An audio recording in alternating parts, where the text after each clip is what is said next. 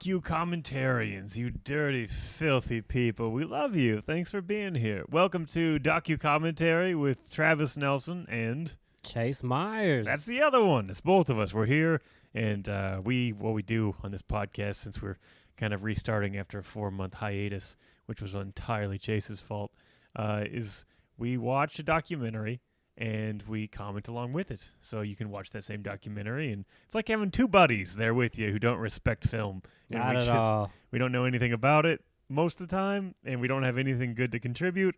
But boy, we like you, and we just want to be there with you. So, let us. Huh? Okay. Let us, guys. Yeah, let us. I mean, you're already here. Let us do You're that. already here. You might as well let it keep going. All right, so we did one last week, which was a fun time. My girlfriend came over because she wanted to be here when we did it, and then I think she realized that it's not fun to be here while we do this. Yeah, I didn't know she actually wanted to be here. Yeah, she was interested in it because Huh. she watches like a lot of documentaries too, and she wanted to watch that documentary. So I was like, "Well, just come over." And then I think she realized it's not fun. It's just us talking over the whole thing.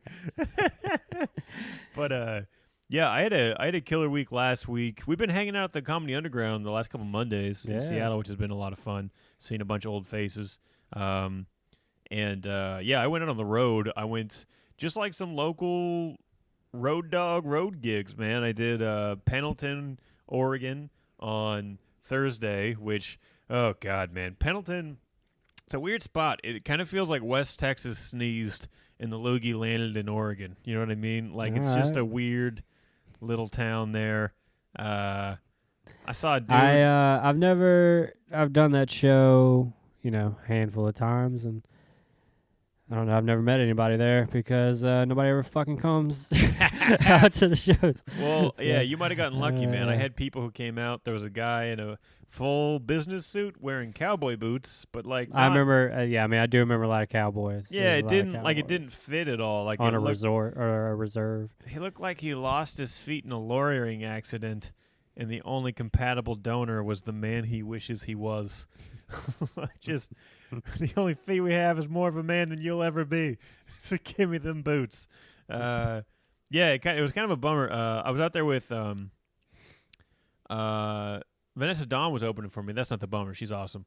She did her set, and then as she was introducing me, like a table full of hecklers wandered in, and I was waiting for her she was introducing me, and I literally heard them sit down, and they started yelling at everything she said. Like, imagine if she comedy said, show. "Oh, your next comedian." They're like, "Oh, he better be a comedian." They're like, he's from or he did this thing. "Well, I never heard of that." And they're like, "Oh, he's from Seattle. That's not that far away."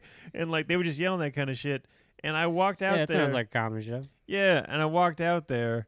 But that's the thing is there was a lot of people there. Yeah. But they just sat in the front and started yelling. And I walked out there and I picked up the mic. And as I picked up the mic, I heard like there was a group. And the problem was like there was a dude and I think his girl. I don't know if they were drunk or just dumb, but they just were not. They started yelling, and I heard him like as I picked up the mic. The dude was like, "Oh, he looks even dumber than I do." And I just picked up the mic. I'm like, "What did you just say? What is wrong with you, What did you say about yourself? Never leave your house. Oh, this guy looks smarter than me. That guy looks dumber than me. What an idiot." And his girlfriend got like immediately panicked that I was talking to them and just started to like yell over everything I said, which was very infuriating, as I'm sure you know. You know a line I've liked to use lately? It's a Bernie Mac line.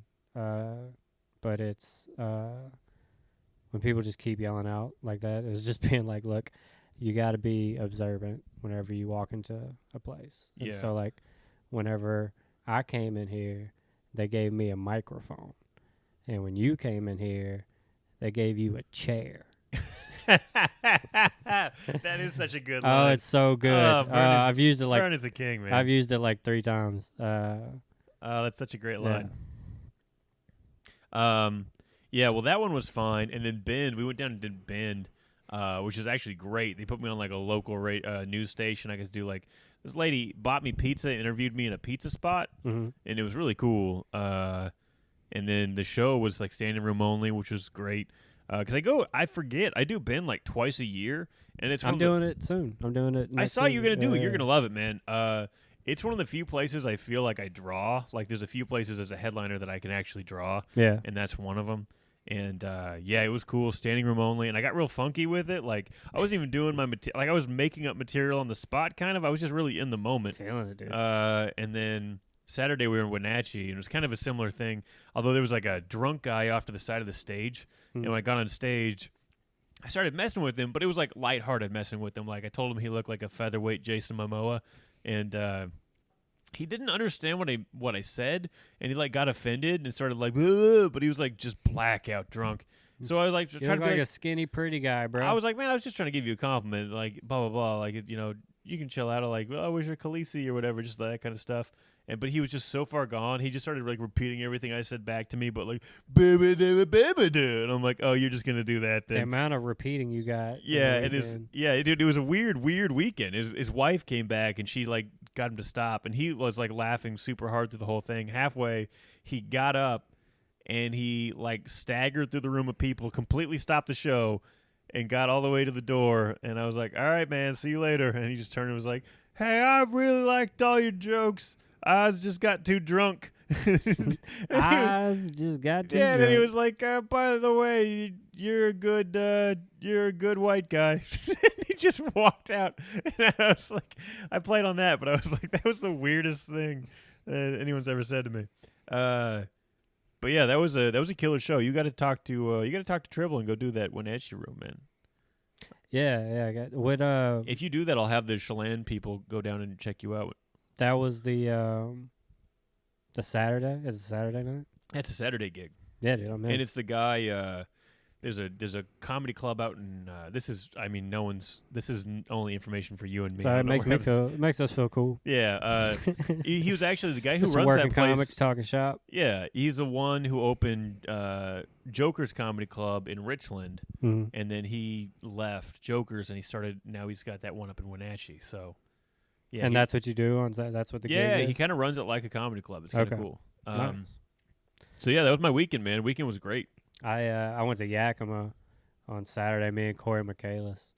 And man, first off, the place we stayed at, I love anytime I perform and I'm either like staying in the hotel above the bar or this was a situation where it's like there's like 4 little condos like basically in the parking lot of the bar, and so I get to stay in one of those. So holy shit.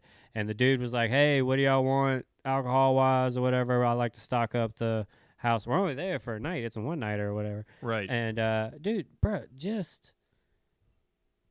he had like 3 fifths of Crown, a fifth of Jack, a fifth of like fifth of Jameson. I just said I like whiskey. That's what. So that was my whiskey. But Corey liked vodka. So all the all the vodkas. And then man, you imagine how dumb you feel if you say you like vodka. Like whiskey's the way to go in that scenario because whiskey is like a high quality thing. Vodka's just vodka. Yeah. Corey is he's pretty. And just a pretty man. He's a pretty man. But yeah, so we just fucking we got there at 3. Yeah. This is Saturday. This is the day before the Saints game, but football is still on. And so get there at 3. I just got to make it to the bar right there. And, so I just drank and I was fucked up by the time the show started. And, and then the place handled it perfect though. It was a restaurant, so I was nervous about that. But they did the thing where they closed it at 5 and then reopened it just for the people for the show, and then reopened, and we had the show at 7. And me and Corey destroyed every second we were on that fucking stage. Like, it was great. Yeah, we do a really good show together. It was cool. Go figure. Good comics do good, man. Yeah. I always used to say whenever we do shows, I'm like, man, it's like we do like a really good, like somehow together, but it's like, no, we're just 2 good comics. Yeah, it turns out. So then throw some dates in here. This weekend, the January 17th through the 20th, I'm going to be at Harvey's Comedy Club in Portland with Kate Quigley. And then the 21st, Martin Luther King Day. I mean, we're probably both going to go to the Comedy Underground. It's a Monday, yeah. Yeah, it's a Monday. We'll do that. I mean, it's just open mic, but we'll be there hanging out. Then the 23rd, that was my JFL audition at Helium Comedy Club in Portland. I'm going to drive down there for that. Yeah. And then, pretty excited about that. Working on that set. It's tight, man. It's tight. It's getting tighter. Yeah, so you do it. You did it last night. Yeah, it's fire. And then the 24th to the 26th, I'm going to be in Des Moines opening for Tony Baker at the Des Moines Funny Bone. Tony Baker's dope. Yeah, that's going to be a great time. And He then doesn't know me, but I saw him at the Burbank Comedy Festival, and I'm a big fan. Right. Oh, and then so January 30th, I'll be at the Comedy Underground doing Seattle's Best. And then I wanted to pump up this February, the first week of February, because we had a couple shows move, and we were talking about like the Super Bowl and all that last episode. So that's right. Yeah, we totally. Yep. Yeah, go. February 2nd, we're going to be at Flood Valley Brewing in Chehalis. Go check that out. It's going to be a killer show. It's going to be me, Chase, and Vanessa Dawn. So much show. Yeah, and then the Aslan Brewing show we bumped to the first Sunday in March, so I'll talk about that later. And then Wednesday, we're going to be at Hoquiam Brewery in Hoquiam, Washington, my little hometown there. That's going to be a killer show. February 6th. That's going to be you, me, and Aaron Engel. And then February 7th, we'll be at Lowercase Brewing in Georgetown in Seattle, and that's going to be you, me, and Aaron Engel as well. And Rachel Walls, I think, is going to drop by and do a set. Oh, too. word? Nice. Yeah. I saw her. Well, Yeah. we saw her last night. Right. And then February 8th, I'll be at Woodby Island Winery, co-headlining that with Bo Johnson, which is so adorable because Bo was like, he's like, you're not opening for me, are you? And I was like, shut up, Bo. I'm hosting a show that he's featuring. Really? Yeah, and at the end of February. Is that for Fox? No, it's for the guy that books Tin Roof. Matt Baker. Matt, yeah. He was. Well, I guess he's got. So Tin Roof is whatever Thursday. Yeah. So he's got a Friday now too. So he was like, "Do you want Friday?" Oh, killer. And I was like, "Yeah, I mean, why not?" He was like, "It's a host gig." I was like, "Well, I mean, it's a gig, so I just said." But then he was like, "Yeah, Bo's featuring," and I was like, "Oh, that's adorable." Yeah. Oh boy. Oh yeah, and then February 9th, I'm doing Don't Tell in Seattle, and I don't have anything on that because I think that's like a secret mystery you don't get show. to know. Nope. All right, how about you? Got some days? Of course. Yeah, so I'm doing January 25th. I'm doing Bend, Oregon, which we were talking about. January 26th, I'm doing Redmond, Oregon. Those are with, you can see that at bendcomedy.com. I'll have all that posted. January 30th, I'm doing Seattle's Best with, I think Travis is on that show too, at Comedy Underground. We got our little run in February. February 15th and 16th, I'm doing the Edmonds Center for Art. Kermit the PO's big show that he throws every year. Let's see. Doing some dope shows. I mean, if you're going to ask me to combine the two things that I want to do more than anything, I guess I can. I have no idea what you mean. Which would be smoking weed and doing comedy. I guess I could do that. So, February 17th, February 20th, I'm doing those shows. Chase is making a big sacrifice for you guys. Yeah, man, I'm really, really sacrificing. You know, I am changing though, because this is what happens. I play by their rules, and I don't smoke all day, and I go do the first set, and that's actually a set that's kind of worse for me because You're used to it. I never. It's not that I'm fucked up whenever I perform all the time, even though I was telling a story about being all drunk earlier. But I'm usually buzzed maybe a little, or like I smoked earlier in the day and now I'm coming down. Yeah. But very rarely am I just stoned, like just not like can feel. I don't like any of that. So what I'm doing now, I'm just gonna fucking smoke like I normally do, and just tell them, hey, this is me. This is me at normal. Yeah. Just consider this sober me. And then I'm just going to do a crazy amount whenever I come back for the higher If set. they wanted it to be legit, they'd slip you like a painkiller or something just to really yeah, mess you up. Yeah. Just drop you out of the game so you're just all slobbering on stage. But yeah, so I'm doing those, what was that, February 17th at Spokane Comedy Club and February 20th at Parlor Comedy Club. Hey, I got a Parlor gig. There you go, man. What do you know? Yeah, man, that's all you get now. I mean, the calendar, there's more, but, we got other shows coming up. What's the word, baby bird? There it is. Boom. Was waiting for it. All right. So this time is my choice, and I was going to watch one called Faces Places, But I realized it's all in French, and I don't think we could keep up with the subtitles. No, and dude, making we'd fun of start the shit stuff. talking, and then Yeah. we'd never We never wouldn't know figure where it we out. were. So I found this other one, and I know nothing about it, which I think might be kind of fun. It's called Struggle: The Life and Lost Art of Szukalski, who is an artist. And the little blurb says, hidden in a nondescript suburb, they find him, an artist who could have been an icon. Then they learned why he wasn't. And I'm guessing it's not because his art was shit. I'm guessing that's not why he couldn't been an icon. But how funny would it be if he was? It was. All right, you ready for this? Yeah, man, let's do this. Okay, I'm gonna count down, and I'll count down, but I'll let you know when it starts. So 3, 2, 1, pressing play. Now it's loading, and it's loading. I gotta press play again. Oh man, buddy, I'm out of practice with this. All right, now I'm pressing play a second time. It's playing. Oh, it's playing. Here we go. You guys got that right? Yeah, you guys got that. It was a little confusing, but I When feel we like, said it's playing, that's where it was. yeah, that's when it started. Um, I'll make a note to when it started. no, you won't. Oh shit, this is just getting into it.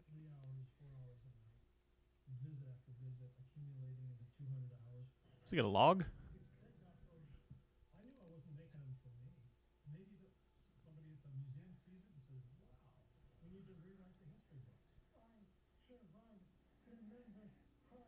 Okay.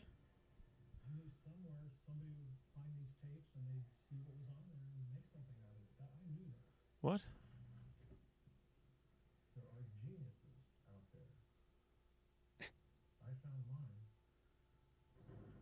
We all have a personal genius? Whoa, man. Okay, so I know not only do I not know about the documentary, I don't know this man. I don't know anything. He's an artist. Yeah, I mean, I know what you said to them. That's all I know. His name's Szukalski. Not Bukowski. Szukalski. Szukalski. Yeah. All right. I know he survived He seems tremendous hardships. wacky. They did come out the gate pretty hot with that. Yeah, I feel like my only worry is this isn't going to be goofy and lighthearted. This is going to be very dark and sad. That's the risk we take every time that we don't do our research before we put out a podcast. You know we don't do research here. That's not what Docu-Commentary is about. No. Docu-Commentary is about dipshitting our way through this podcast. And here we go. We start with subtitles. Oh, boy. Just what we wanted, didn't want. That's going to be the whole rest of the documentary.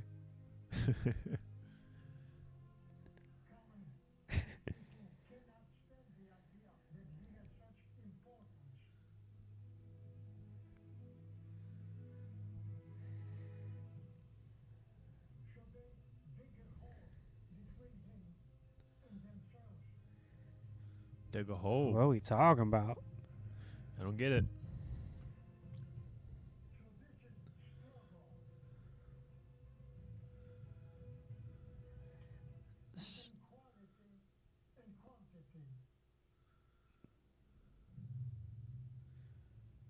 Huh.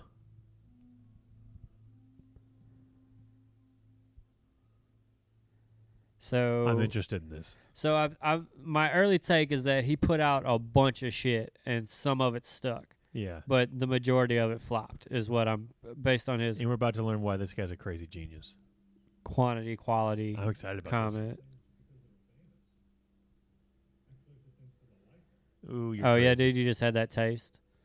Just had that taste and what's the most famous? He likes pop culture and lowbrow art.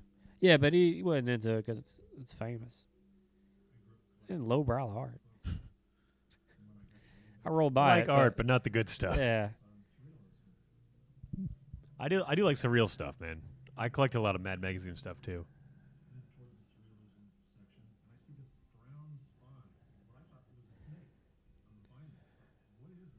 I mean, it's almost hacky to talk about how can you say some of this stuff is art or whatever. But the most the craziest thing I saw, I was in Grand Rapids, Michigan, museum is a fucking pole with a VHS of Blade Runner hanging from it, and it was in a museum. And I was like, I want all my free money, I want this free tour back. Got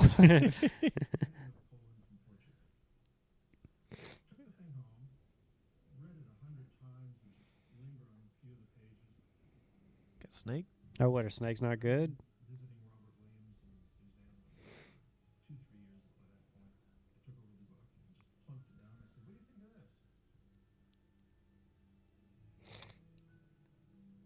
Infamous.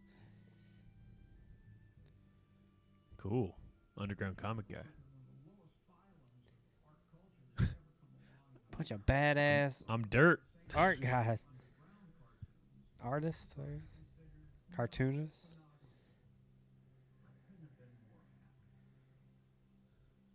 Just my dirty cartoons. Szukalski.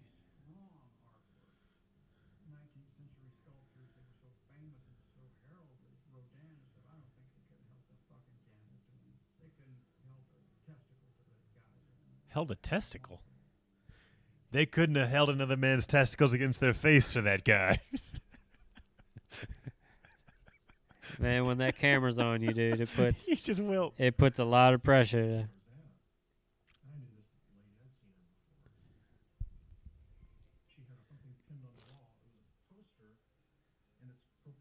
That's cool.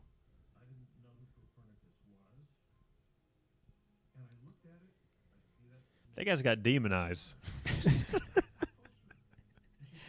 Is you a demon? His eyes. Look at those eyes. They got no soul in there, man. Oh, man. Change your contacts, bro.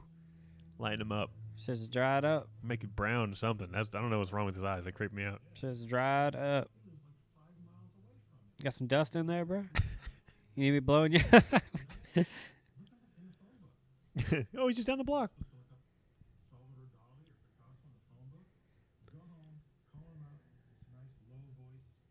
If I found scary artwork, I wouldn't go hunt down the guy who made it.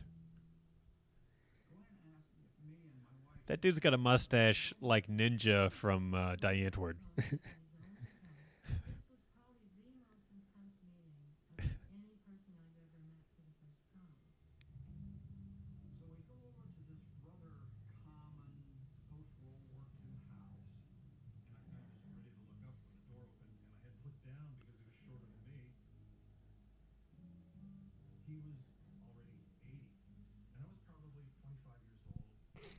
Looking good, man. Demon ain't got you yet.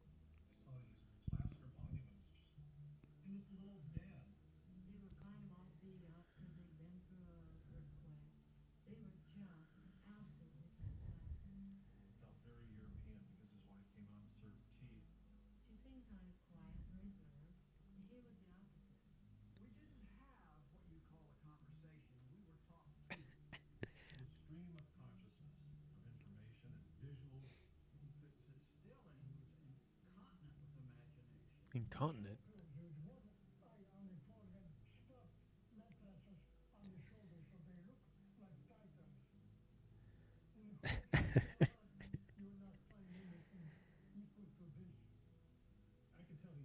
Is he talking to?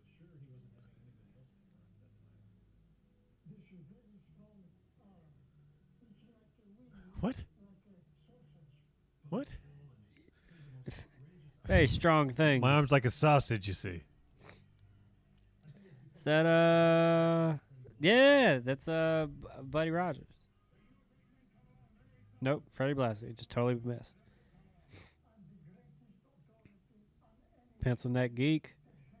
That was his thing.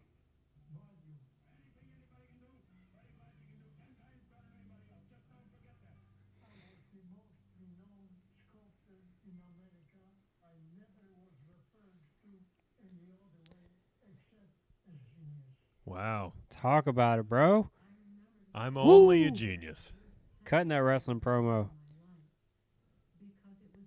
My shoes cost more than your car.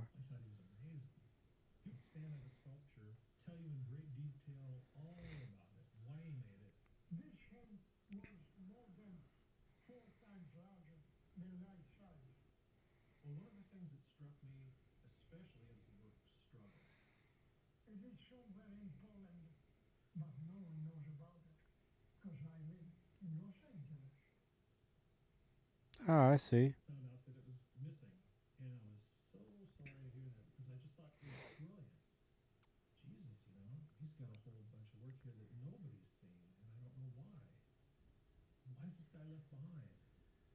I don't know, because he sounds like a crazy person.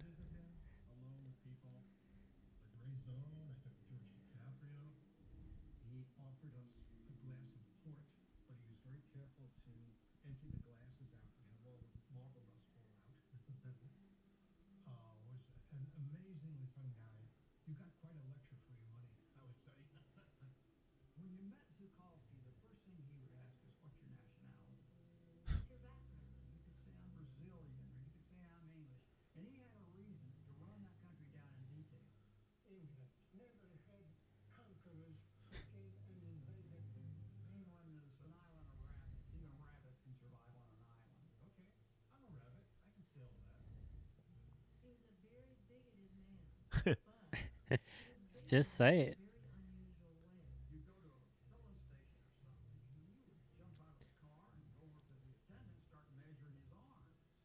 What?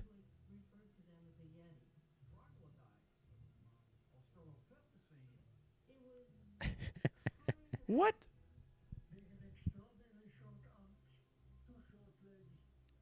What? What? Oh, yes, like a Yeti, the creature who doesn't exist.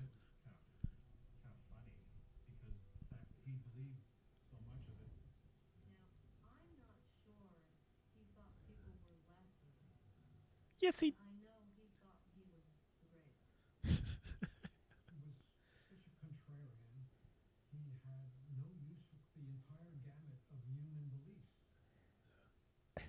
I can't really comment because my mouth has just been wide open for a while. Especially about this guy's facial hair.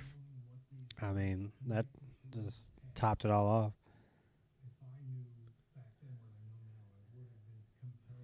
Whoa, those eyebrows. Eyebrows too, man. It's a lot. There's a lot to take. We need a second look at you. That's how weird you are. Yeah. Give me a photograph of that guy.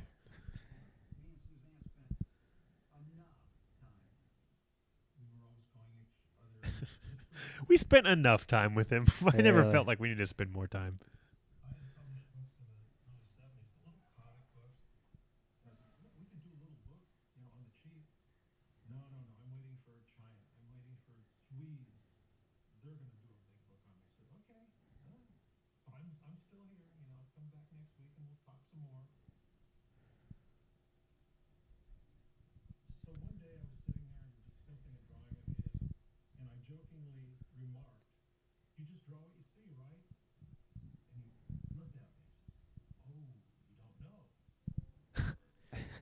You're stupid. Got him started.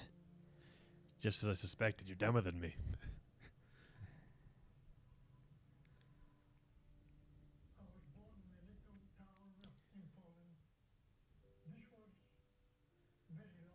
We know. Wow, 1893? Well, I mean, when did he die? So he was like in his 80s whenever he met him. So.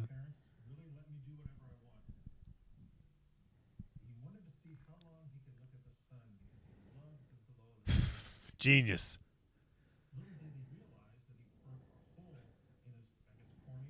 Yeah, I guess.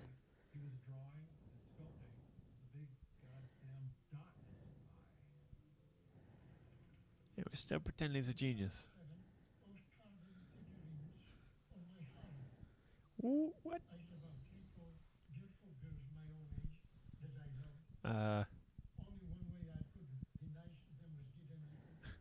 It's the only way I could be nice. The only way, man. I'm terrible every other way. Just whittle him up a little horse, and here you go, baby.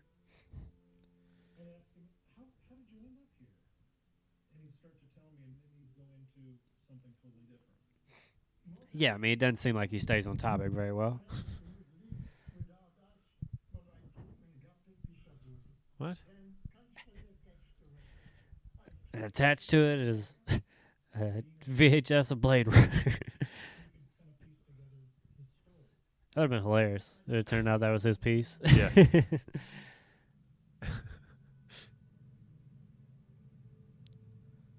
to Chicago. I'm a young man now. Yo. Yep. Yo. What did your dad think about himself? Your dad walked around with that. He was a confident man.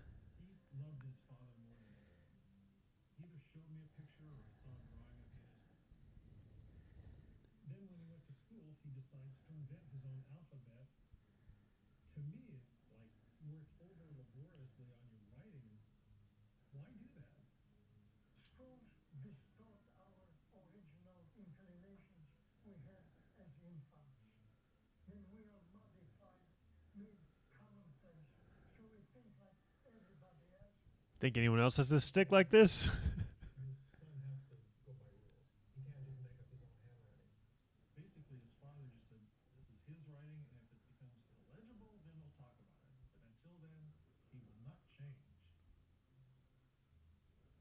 What?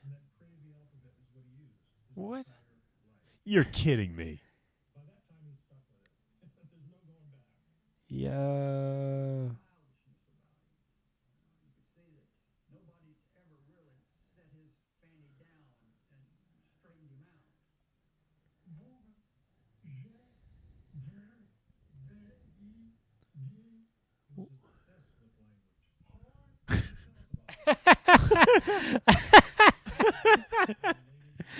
Man. Did not see that. All right, let me coming. tell you all the words from most important to least important. We'll start with whore. He loved language. Whore.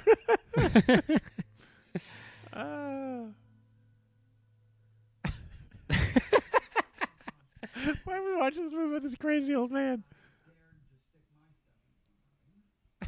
Oh, dude, he shot your shit down. What are you, fucking stupid?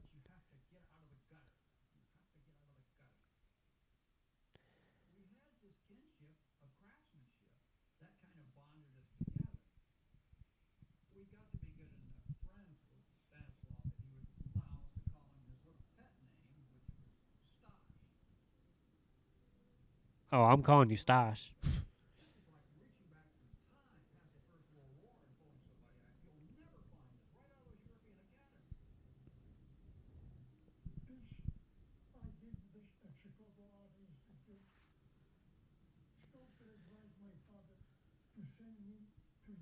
It was the 1830s. Wow. He was so good already.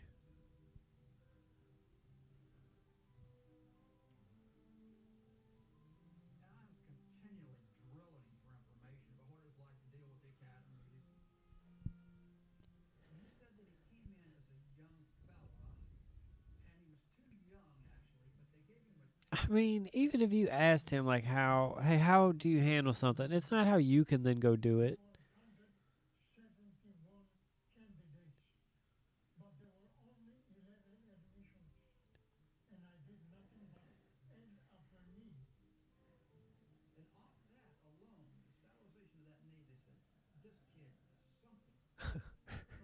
I'm in the knees.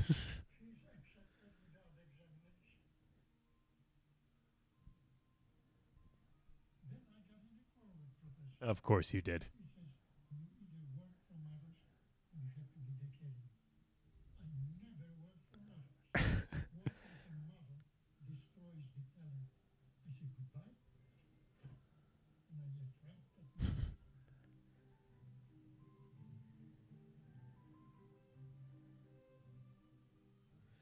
This dude cannot play the game. Yeah, he's a teenager.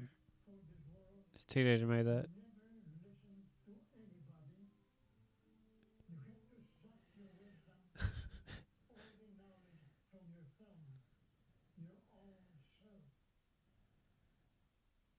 Dude, no.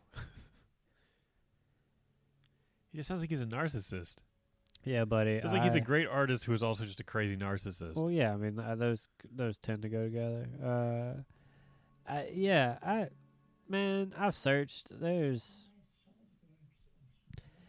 no great answer. I'm gonna dig out in my head. No, I need a model, bro. I need Yeah, I need to he's a look, model. I need to look at the model and work off of that.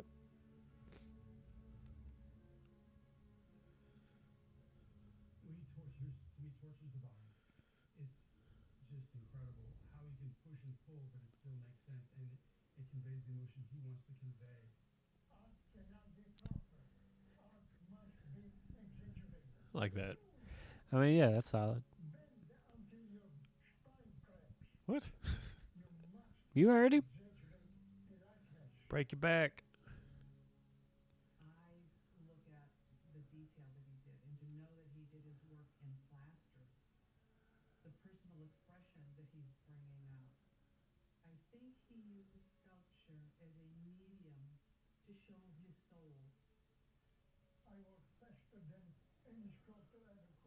Woo! This dude's cutting promos, bro. Limousine riding, jet flying. Kiss, stealing, wheeling, dealing. Son of a gun.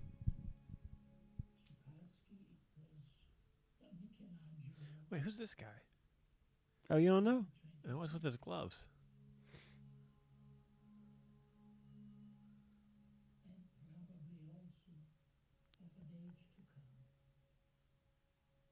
I put Rodin in one pocket and Michelangelo in the other, and I walked towards the sun, Szukalski said, in his powerful youth.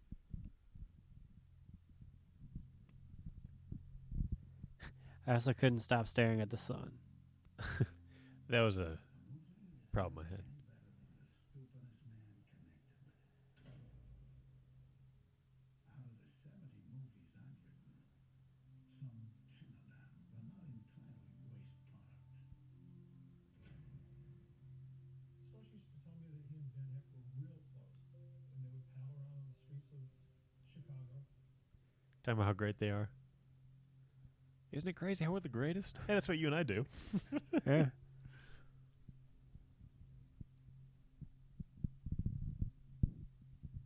He was my own age with a strongly muscled body and a grace dominating his half-shabby clothes. Whoa.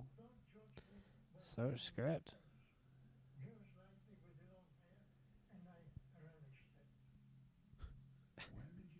I got mine. Szukalski began talking softly, his cat eyes half shut. It's from the sun. Very much, he said. More than anybody in the world. How long do you think you had to stand there with the shirt off before that camera went off? So long. He was not there. Down the road, there's a crowd. I go look. It is my father. He's been killed by an automobile. Oof. Whoa. Knew something was coming. I drive the crowd away, Szukalski said, and I pick up my father's body. I carry it on my shoulder a long time to the county morgue. I tell them this is my father, and I ask them this thing which they did allow. My father is given to me. What? Dissect his body. What? They just allowed that. Hey, this is my dad. You guys mind if I'm gonna cut him up? Szukalski looked Yeah, no big deal. at me. That's normal. Just said he looked at it with pride. That's insane. I don't know if I like that or not. I do not. I respect the intensity, but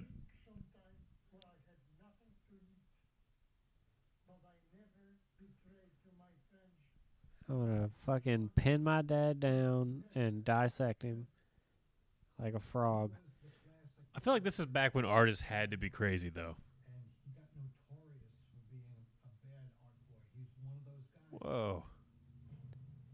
Yeah. He was almost like a punk or something. Attitude change. Look at The that friend. rebellious years. Having an art critic come to the studio and I cut my father open. he threw the guy down a flight of stairs. Art critics are parasites who absolutely know nothing about art. All of them. Not one person knows about art. There was some objection to the political nature of it. It was against British imperialism. Parasites had to get new nations to live off because empire builders never had enough wisdom to create agriculture. Imagine how much racism they're cutting out of this. Yeah, I wonder where that is. He wrecked the place. They like briefly were like, yeah, he was a bigot, but Yeah, I mean, it's one of those things they had to say at the beginning, which must mean Maybe you're dealing with some kind of artistic. that must just be what always comes up about him. And the press constantly had articles about me.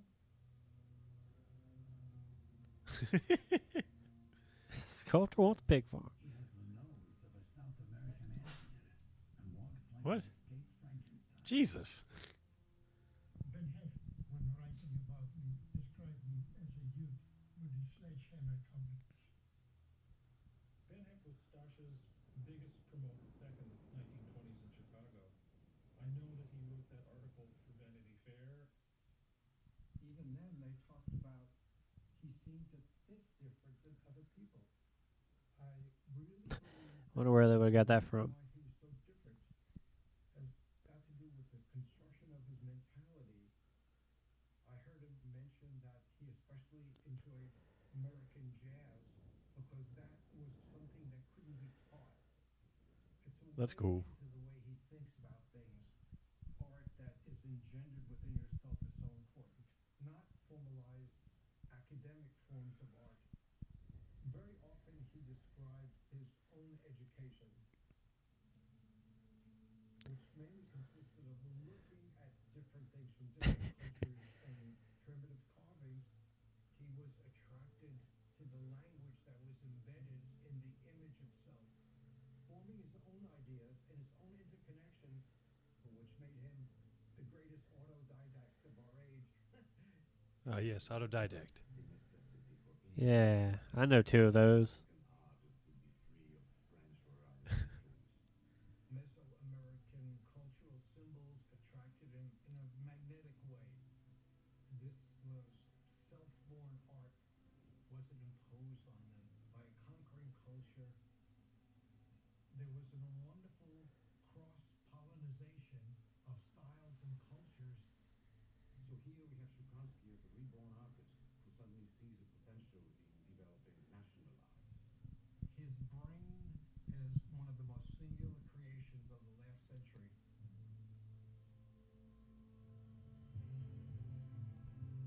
I'm taking these guys' word for it. Yeah, I guess, man.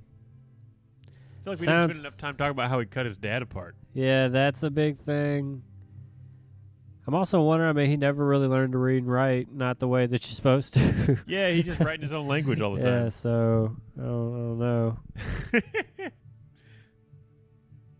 Have we thought that maybe he's an idiot? Maybe.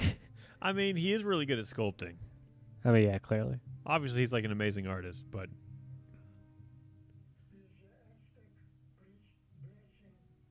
I think there might be something to, like, if you never have to learn what everyone else has to learn, your brain's a lot more free to, like, think of crazy shit like this. Yeah, it had been formed. Not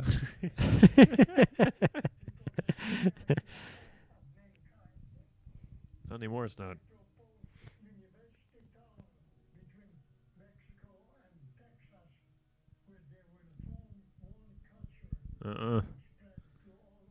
No, Nope. dude.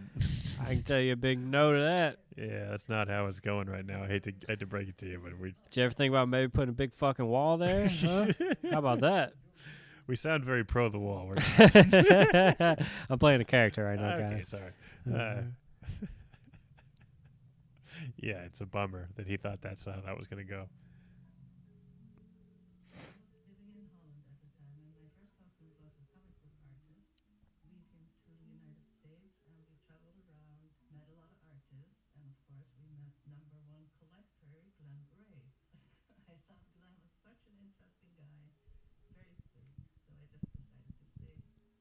Started taking her over there, and of course that made a world of difference. Glenn took me over there. I knew he was really, really interested in Szukalski, and I had never heard about him before. I was really blown away by the art that I saw. It was absolutely beautiful. Well, wait till you hear him talk. How sturdy he was. He was really, really, really strong. And he had piercing eyes. He had the most beautiful piercing eyes. He was very enamored that she was European. I was the rabbit. Well, Stush really liked me. In the first place, because I was a woman. All women. In the second place, I came from Holland. Holland had gone through the war and terribly suffered. Therefore, Stush felt like he could talk to me. That meant something to him. She had the background of wars on her soil. One day he called me Glenn, and I thought, that's strange. Okay. Stosh? Yeah, Stosh. What did he call you before that? He never called you fucking Glenn? I think he called him Rabbit. Oh, okay. He wanted to be an artist is so beautiful women would be interested in him. And it's this sex that brings us all the abilities we have. I cut my dad apart, and all I could think about was getting my dick wet. He was really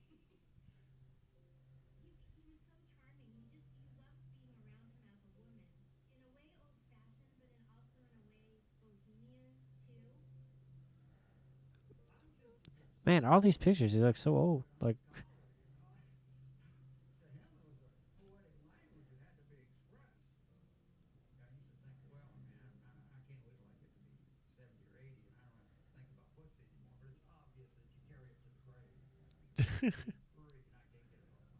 What? Jeez, man.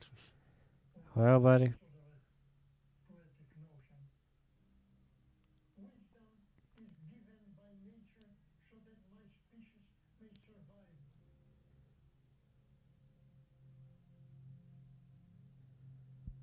Well, I always thought he fell in love with Helen Walker because she looked exactly like him. They had exactly the same hair, exactly the same Yeah. all of a sudden his life got a lot better. She was very rich. Her father was a famous surgeon in Chicago. And this, for the first time, really afforded him the proper places and tools, publicity, to accomplish all his dreams. He doesn't have to dissect his dad anymore. Oh, no, he still does it. He's still for love. Moved to California, moved to Hollywood. We bought a very large house in Outpost in back of Chinese Theater. Had a happy life with him. Helen turned out to be frigid. In sex, she saw me with birds crying. Oh, Thought that sex was evil, and that caused much troubles and despair on her part. Stash said, if I ever meet another woman who wants me, I'll go with her. When Kalinka went to nursery school, Joan was a teacher there. Almost overnight, from riches to rags, back on the street again. He was very much in love with Joan, and he wrote her the most wonderful letters. She couldn't read them. Oh, he drew himself fucking her in the letter. That's kind of a baller move. Drawings. And I said, well, can we see them? She says, they're just kind of racy. And Sasha just kind of like, Look, I'm sucking your titties. That's the funniest thing I've ever seen. I became an artist so I could draw pictures of me fucking girls and send it to them. this is what it might look like. All right, 79, what you got? of my wife, who had a very narrow, elongated face, with whom I was married for 50 years and absolutely never had quarrels with. I adored Joan. She was just the most gracious She must have been. I had ever met. Glenn and I would often visit Joan and If they got along great, Yeah. she must have been the most easygoing person ever. It's like how you and I get along. That's right. The book you publish. And I say, sure. he gave Glenn finally permission to do the book because he thought I could handle it also besides Glenn. So we started out. I would do the layout. I had photos of sculptures, a few drawings, some poetry. And Stosh showed me these photos. And sure you want to put this in here? Oh. Oh, man. He says, let me tell you why I want to show this. He made this monument before Mussolini became a real true fascist and hooked up with Hitler. Oh, boy. But Stosh says, I want to show this in the book because you should have pictures of anybody that changes history. He says, that's why we have carvings of Nero. That's why we know what Hitler looks like. Don't forget these assholes. No, dude. Well, I mean, I'm not buying that. yeah. Are they getting their ass kicked in the sculpture, or? Because it looks like you're just making big, strong guys with Yeah. Nazi symbols on them. It was my hopes that we'd get into a museum and the museum would say, where's this guy been? Instead, they're like, why do you have all this Nazi memorabilia? Are you making it?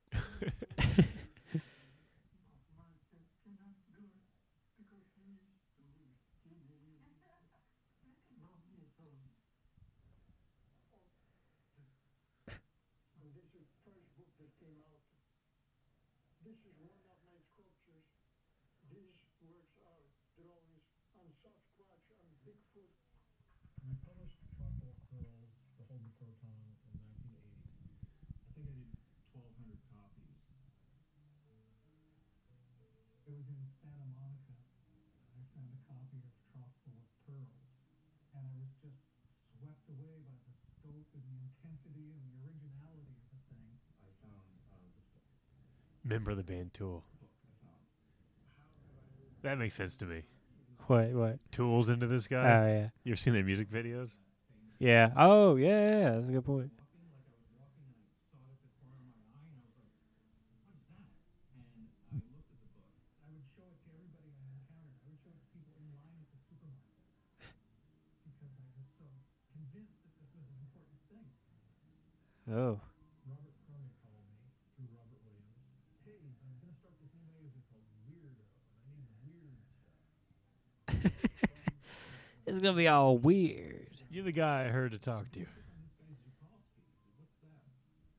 He picked out the stuff that was raising those hairs on your back. For most people, that was one of the first exposures they had to his work. One of the top sculptors in the world, and he's in a fucking thing like Weirdo. You know, people doing stick figures and shit. That drug him into the bohemian world right there, you know. Rick Griffin was one of what was called the Big Five psychedelic poster artists. Shortly after I met him, he slipped over into being born again. All right. Szukalski, and he saw that work. Sun smiling on Jesus. The name he gives Szukalski was the Zook, and he saw Szukalski as a god. He rebuked his Jesus. I bet Szukalski went along with that. Oh, yeah. I don't think he had any problems with You're that. right, I am a god. He was a natural born teacher. He liked to show me things. The advice that he gave me one time. This is a regular old T-Rex, bro. He told me that before you sculpt, you should get down on your knees and watch Suck my dick. Suck God's dick before you sculpt. You know, this is worthless. It's not saying something. You need to say something. Culture make you a great artist. Always remember that you have something to tell, and you make a masterpiece. And if you come to me, I'll kiss you on the forehead and pet your nose. What? Oh, you promise? If I make a masterpiece, you'll pet my nose. A modern master. You know, what's going on in this guy's head must be vast. Coming from a background of sculpting and makeup effects, when he draws something, it looks so 3D and the light's correct. The math of space and light and bending the physics and the geometry and taking liberties that are elegant and don't necessarily make sense in life, but they make sense. He and I shared an interest in frogs, and he taught me how to make a little frog croak. I'm cool with frogs. You can actually go out and converse with frogs. Y'all got any turtles? Chase loves a turtle. I do love a turtle. Stas was a guest at my house on many occasions, and in one of them, I left out a weather-beaten copy of his book. He said, let me sign that one so you'll always keep it. So here it is written in his hieroglyphics that no one can read. Of course. Leonardo, wonderful son of George, love and a warning. Please don't grow up too fast. Stas Szukalski, 1981, Burbank. Leonardo DiCaprio's hanging out with him? Whatever, Leo. That really put some wind in his sails, knowing that young people were once again drawn to him. We were his only fucking peer group. The irony is, me and my underground friends, the lowest phylum of art, The dirtiest. have become associated with this gentleman at one time stood up with the giants. I'm sure if me and Ray Griffin and a few of those other underground artists were back in Poland, Szukalski wouldn't give us the fucking time of day. Everyone can have their own Szukalski. But Obviously, some American comic writers' perception might be neatly deformed altogether. There is the whole story about wild Polish fantasies. yeah, let's get that story going. Yeah, let's talk about it. Associate Szukalski with homeland, purity, the sort of the meta-pagan, the pagan's pagan, and Yeah, I bet his stuff is probably really cool to tattoo. I mean, I wouldn't tattoo him on me, but Yeah, the face is weird. yeah, his artwork is probably looks really dope. You got a cool turn one, bro. I'll tat it.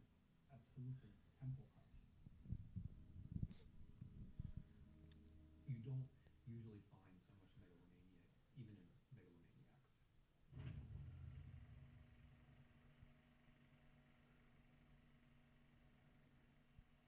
At the end of the First World War is the moment when Poland was recognized as an independent state.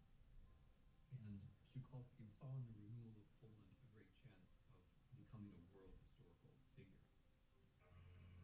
It makes perfect sense that he would want to go back. Szukalski realized that Poland needed to create a national art that would speak to its own soul, its own nature. Okay. Back to the 1920s. Artystów jednoróg, z których niektórych Szukalski znaleźli z czasów studiów w krakowskiej ASP i w efekcie oni go zaprosili do swojej wystawy. At my exhibitions I would take academic education. Yeah, burn it down.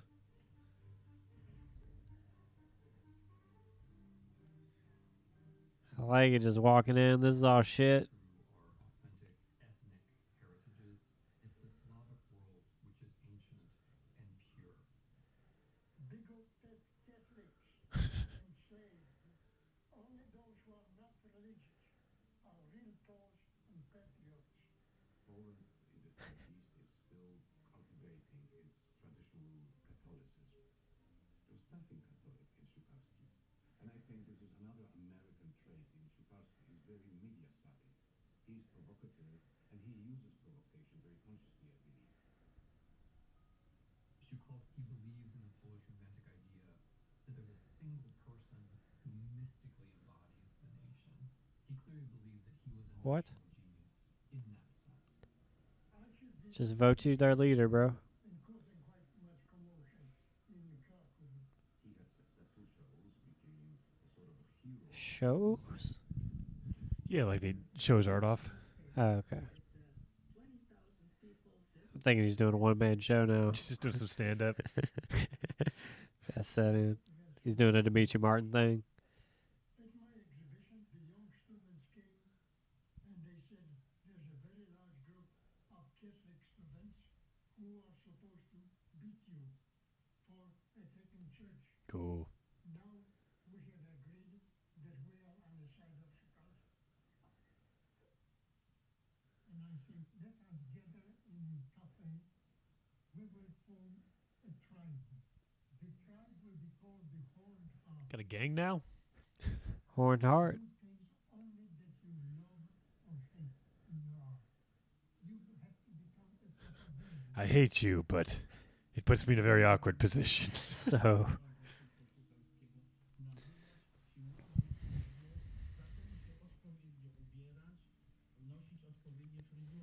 all right. Oh, isn't that cute? Really going with the tribe thing. Maybe he'd like him tight, I don't know. Czy Szukalski niestety był twórcą bardzo przypominającym Leonarda da Vinci? Po prostu nie dało się go naśladować. Czym uczniowie próbowali go naśladować z lepszym lub gorszym skutkiem? Bo z tego nie mogło nic wyjść. To trzeba było mieć taką wyobraźnię jak Szukalski. A zamiast rysować z gipsu czy nawet z natury, trzeba było siąść, w mózgu sobie wymyślić. I always imagine the things I'm going to do in every detail. Daną rzecz, odwrócić sobie w mózgu to na każdą możliwą stronę, zobaczyć od dołu, od przodu, z boku, wybrać najlepszy punkt, a potem zacząć to malować najlepiej właśnie ostro zatemperowanym ołówkiem, robiąc kropeczki, tak? Tam z jednego rogu idąc, to było coś niezwykłego. The vision that Szukalski had of a great, powerful Polish state, these plans of a strange kind of megapolis with huge highways and administrative buildings. Trzeba stworzyć Polskę drugą.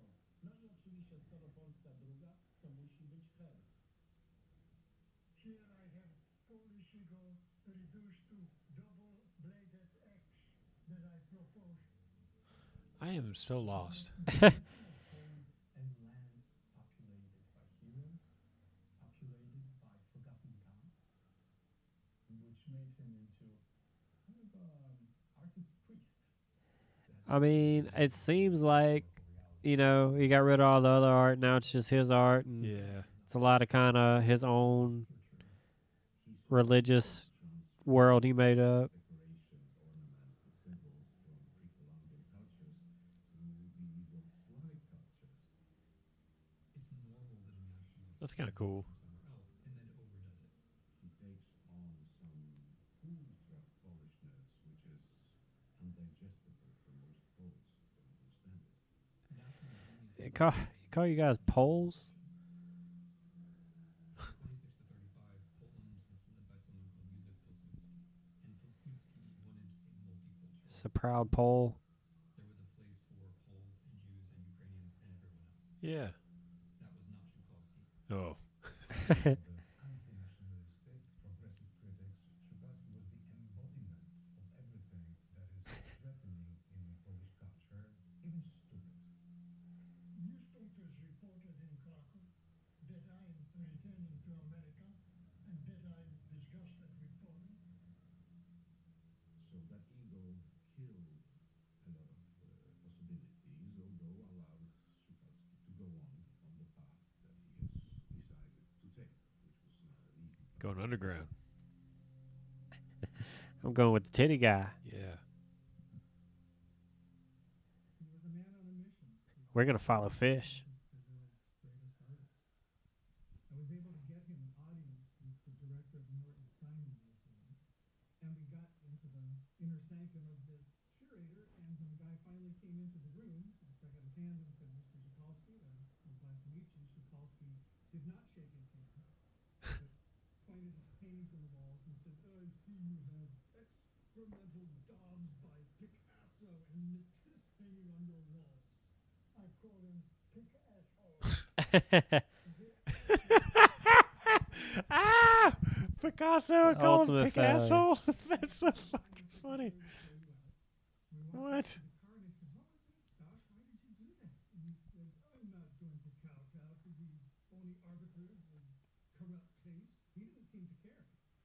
When I see his work, it reminds me of why most people become artists in the first place. I love that like raw, like kind of punk rock attitude that I feel like he was. He was just like badass punk rock that didn't give a shit what other people think. Szukalski's worst enemy was Stage. That was his worst goddamn enemy. It was at an art show at the Otis Parsons School of Design in Los Angeles. He's a magician? Yeah. It's the last thing they mentioned. And between them, a short man, 5 feet, There you go, measure him. these rather popular works of art in the gallery. Farted. You create art with capital F. You fart. Okay. You don't give. There's his stand-up. Anybody's work, as far as I could tell, except for his own. As an American, you have no cause. You're a nobody that creates nothing. That's tough to hear, Stas. Man, you didn't have to give it to me that straight. Concerts. He didn't think was culture, you know. In America, the supreme civilization that walks on the moon, that tickles Mars. But we have no culture. Get it, Arnold. People direct our interest from our heart, from our love, from our passion.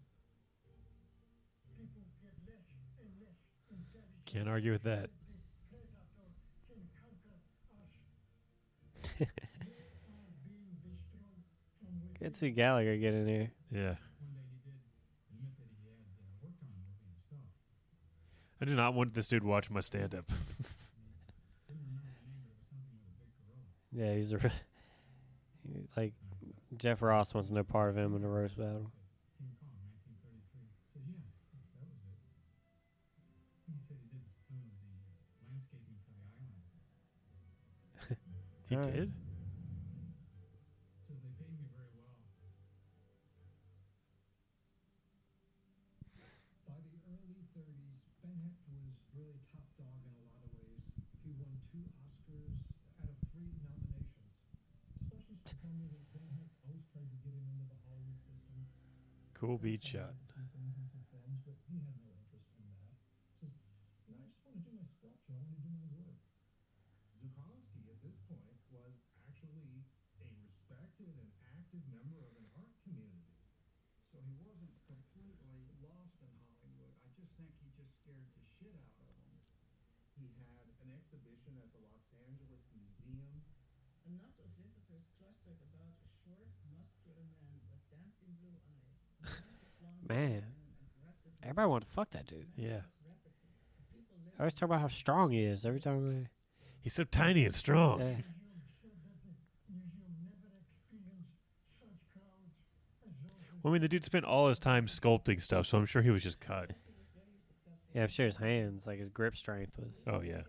He loved Poland, so he always wanted to go back and be received with open arms. That's tough. So Stash and Well, you're gonna have to change everything about you, buddy, if you want that. You have to shut the fuck up a little bit. And Yeah, chill out about different Yeah. cultures. maybe- No, I will not. Yeah. Maybe listen to somebody else.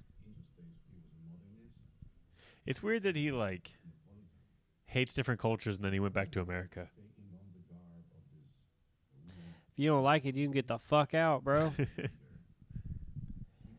has hidden somewhere deep this bohemian young artist from Chicago.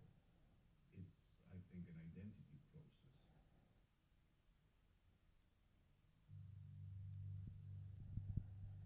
Ooh, music changed.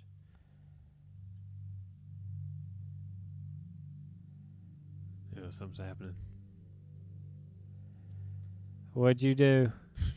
Oh, man. Oh, there we go. uh, There it is. I mean, yeah, you gotta switch that mood up for this. He was a Nazi? Okay.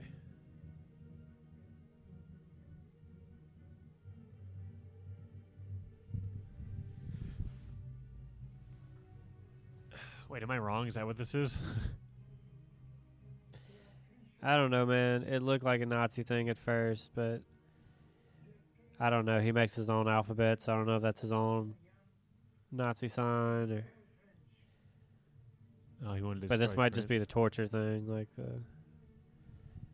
this sculpture we started on.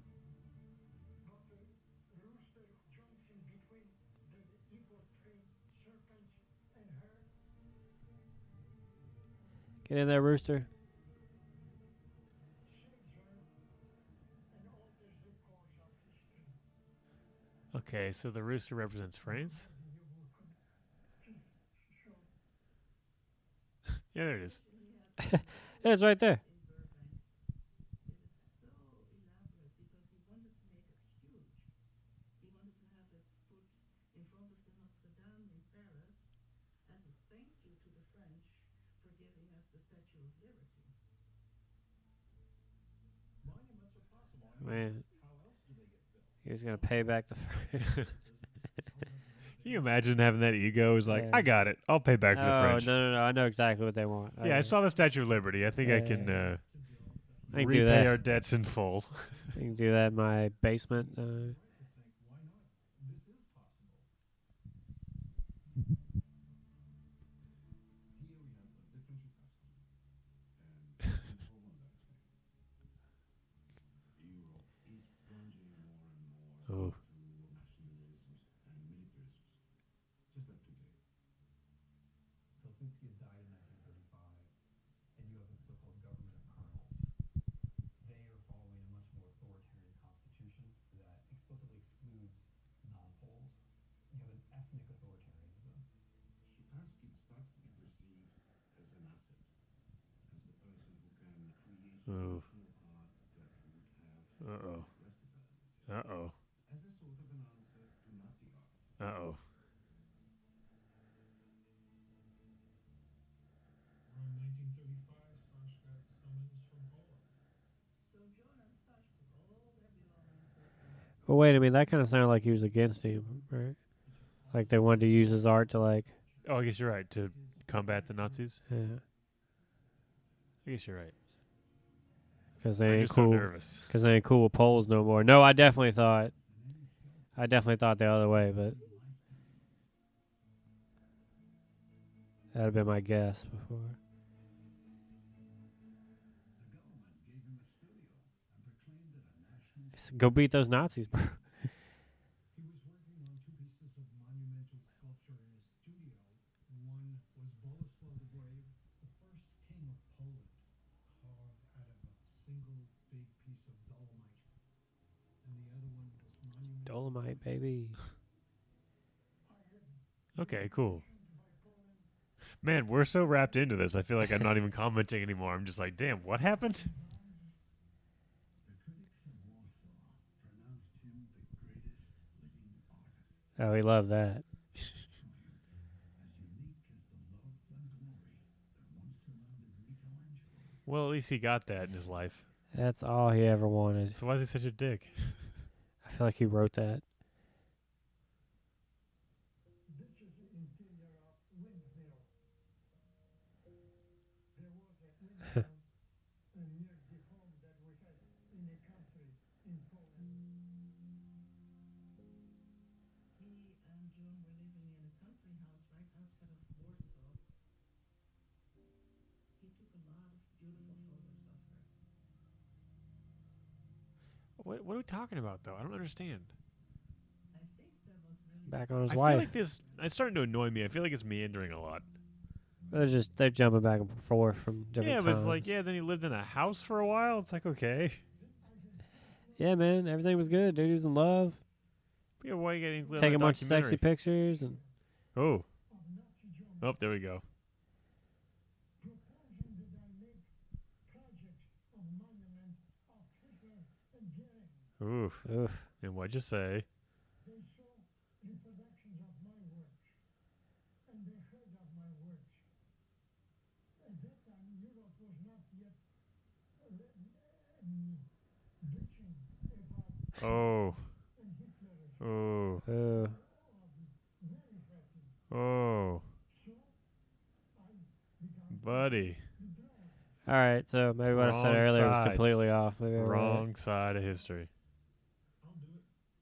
I thought they didn't like Polish people. I thought that's what we just heard. No, like they like this one. Oh, they like this one. This one's special. That's how fascists are. Like, if they think they can use somebody, they like them all of a sudden. Of Hitler as a ballet dancer in a little skirt with his puff nose and mustache under his nose. I have seen him, but however, with polite shame that they don't think they could use the idea. So, Whenever Adolf Hitler makes a speech that individualism must perish from the earth, I always think of Stanislav Szukalski. I have a feeling that if Adolf and Stanley ever got together for a talk, Adolf would end by fleeing into the night and renouncing all his dark projects as a lost cause. Ben Hecht had written about Stas so glowingly, he must not have known and was fooled like the rest of us. Oof. you are a kind of person, you are. And I never betrayed, I never did anything that would deserve to go to hell or become them. I thought you weren't religious. I mean, I'm pretty sure dissecting your dad's not like a cool thing. Oh man, That's like what I they make you mean, do in hell. Don't ever forget. Oh boy.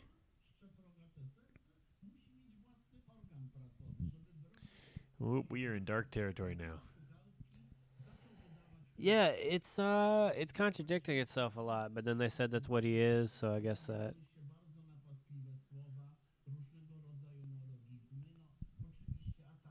Ooh. Ooh. Yep, that's no good. About people who like his work, and they're all nice, clean Poles, and then people who don't like his work, he claims that they're Jewish. Oh boy. Ooh. Oh, that's tough. Of the Jewish background, very assimilated, played a very central role in Polish culture. This was a fact that he had problems dealing with. Szukalski uważał, że dlatego pewne gałęzie gospodarki życia kulturalnego się nie rozwijają tak jak należy, bo Polacy są odsuwani jednak przez Ugh. Żydów, którzy rzeczywiście zdominowali. Nie Buddy. był jego pomysł, żeby na sklepach chrześcijańskich, katolickich gospodarczo organizujmy jedność, będą zwieszone te nalepki z tym. They had to say this till the end.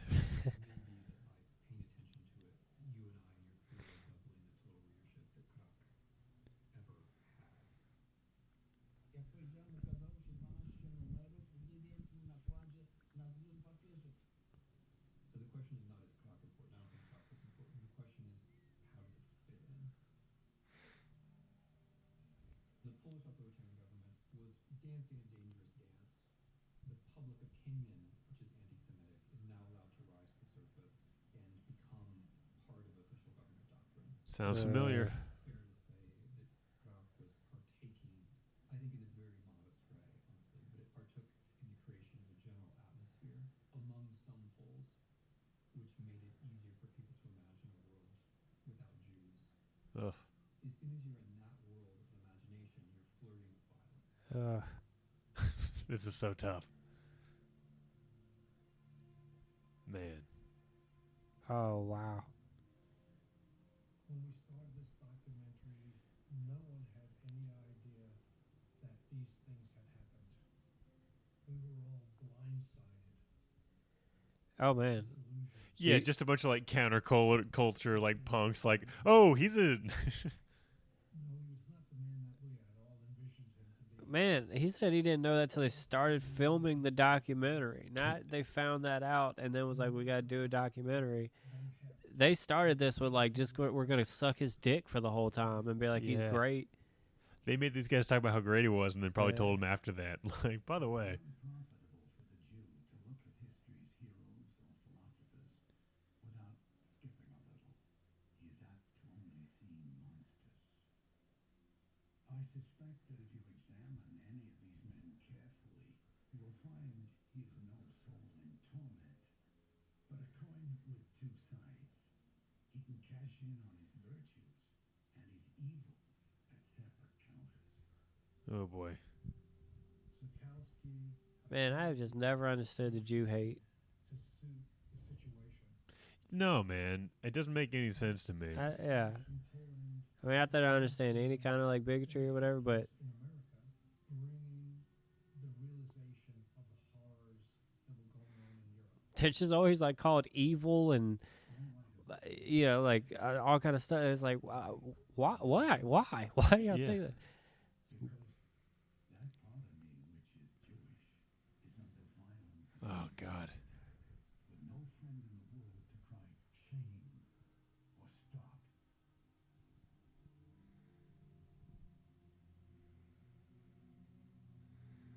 That's so weird that Ben Hecht. Wow. He didn't even know that. Do you think maybe that's why they I don't know. Explain it. Say it out loud. What you're thinking, or what you're saying. I think they're about to get to it. He had disguised a lot of his beliefs. It makes it a double tragedy.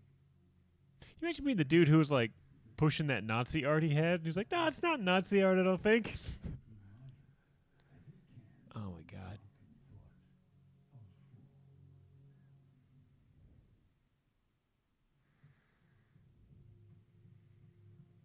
Wow.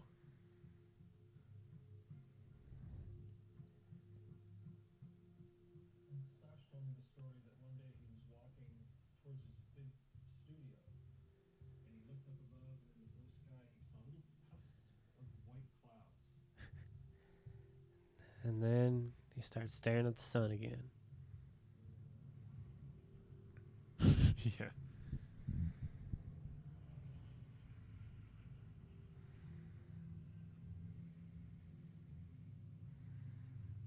So he got to his and he ran to cover the statue of Boleslav with burlap sacks. That'll help. That'll stop a bomb. Oh, God.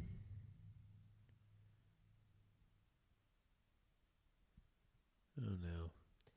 I mean, don't show me slow motion of a little girl Oh, shit. blowing up. You did. Wow, you did. God damn it. Oh, man. I just want to laugh at a silly old man. Fuck.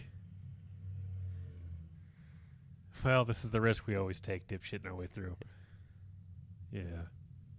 Roughly a fifth of the city is destroyed. Oh, God. 25,000 people were killed, although it's almost completely forgotten.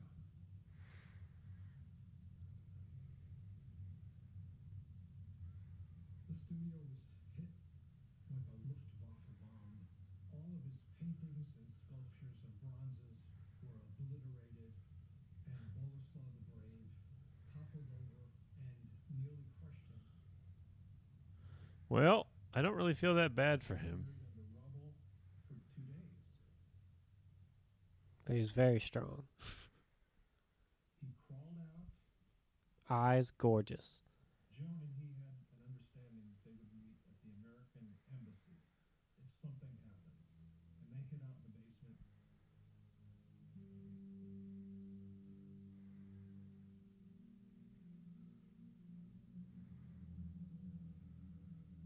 He remembers going out and foraging for food.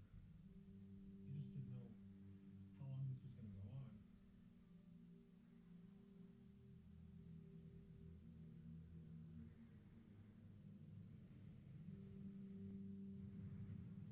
The German invasion of Poland was colonization. This was a campaign to eliminate the Polish state, and also to make it impossible for that state ever to exist again Boy. by eliminating the Polish cultural heritage, and by physically eliminating, by exterminating, by murdering the thinking classes and the political classes in Poland. One of my old boys, Borapinsky, was executed by the Germans later. Yeah? Did you do more sculptures for him, or? Emotion, my words cracks. Oh, boy. Get what we got, 2 suitcases, we're going to get out of here. And Nazis were coming in one direction, so all the Poles were running that direction, fleeing them. He said, let's walk right through them. As he and Joan were leaving Warsaw, he saw them machine gunning the Orator.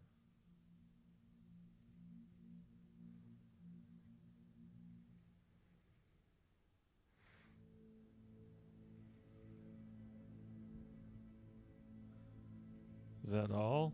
We got more?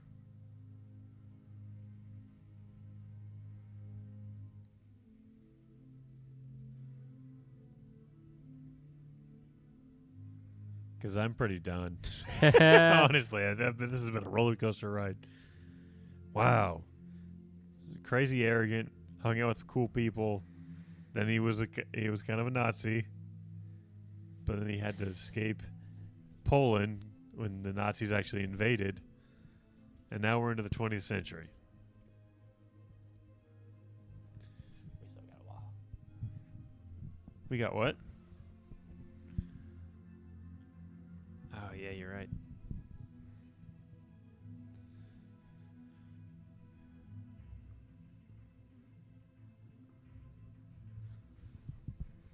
The bronze elite deluge, 20th century. It has an image of a female lioness figure. She's breastfeeding 2 children who represent the United States and Europe. And the European child is starving because the breast has had 2 arrows shoved through it. The tragedies that took place in Europe just run like a consistent pulse or a saw through the entire body of work in Szukalski.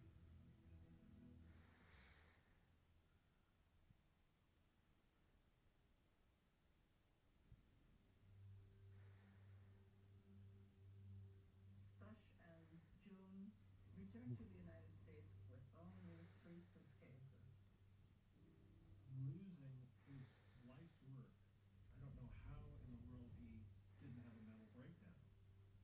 Are you sure he didn't? Yeah, it kind of seems like he's in a constant state of mental breakdown. This only sculpture of mine that I can show. And I did 174 sculptures. Wow. Yeah, prove it. I don't feel sorry for you anymore, old man. Nah, man, you lost my pity. So that I have nothing left to show, to exhibit my works. You got that Nazi thing you did. Oh, it's like you're almost not a genius, huh? And I always wondered Yeah, that Nazi thing will live on, though. Yeah. what it looked like. We never photographed the back. I know there was hundreds of pieces that were ever published in those 20s books that nobody's ever seen. Up to that point, you might as well say they cleared the slate of Szukalski.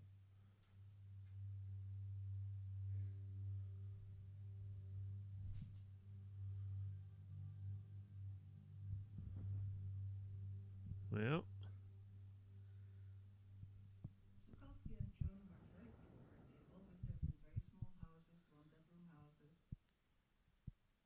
I think it came out. oh, they had a house though. That's nice. Kalinka did not want to see her father. Later, we tried to find her, and we could never find her. Is a project for a sculpture of father and his child. I don't remember where I heard this, that Joan had been pregnant sometime during the war, and she must have lost the baby, and they never had children after. I felt sorry for her sometimes, but I don't think she felt sorry for herself at all. It's really hard for them to keep throwing me sad things about his life after the whole. Man, this is all over the place. Yeah. And of course, it was a really hard thing for Just a frog. What's up, frog? I think she kind of took it in stride, and I think she took it better than Sasha. Sorry you had a miscarriage. Here's a frog. Died in Los Angeles. Yeah, too many auditions. The cultural Siberia of America, Southern California. Stas worked at Rocketdyne. And Rocketdyne was a designer of rocket engines, made maquettes of landscapes and land maps for them. You know, he might as well have been working in a cannery. Huh. Living in Los Angeles, I became totally unknown. No paper ever would mention me. Oh, he wasn't famous. He had a Polish name. He said that people just didn't take him seriously. He says, what's with these Polish jokes? We're stupid. We're lazy. That's what they're throwing out there. That's so funny. I mean, it's not funny, but it's funny that he's like, what the hell? Yeah. Why would they say this about? Hey, I'm a genius. I'll have you know. I am a foreigner in this country, even if I'm American citizen. Po roku 57 Szukalski mógł odwiedzić Polskę w projekcie pomnika powstańców Warszawy. Szukalski zrobił jak zwykle projekt ten z wielkim rozmachem. Konkurs nie przyniósł dla Szukalskiego pozytywnych rezultatów, because Poles are the most envious of human beings I've ever met in my life. They will rather die than compliment a friend who doesn't. So he got a chip on that shoulder. For very many years was a taboo issue in Poland. Polish communism was installed in 1944 and lasts until 1989. Szukalski was a nationalist. This is something that was perceived by the communists as a potential danger. Poland was impenetrable to him.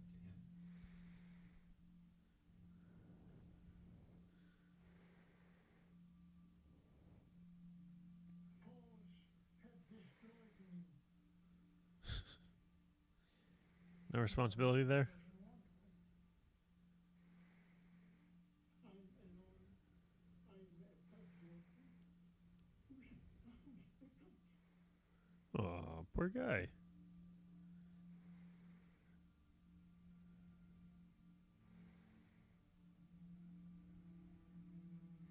Yeah, but you're also a bigot. You like Hitler, man. Yeah. I'm not a bigot. Did you hear him? Jesus Christ. That's scary.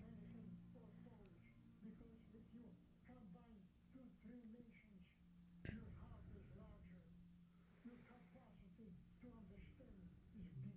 Okay, so he grew maybe. He believed in humanity.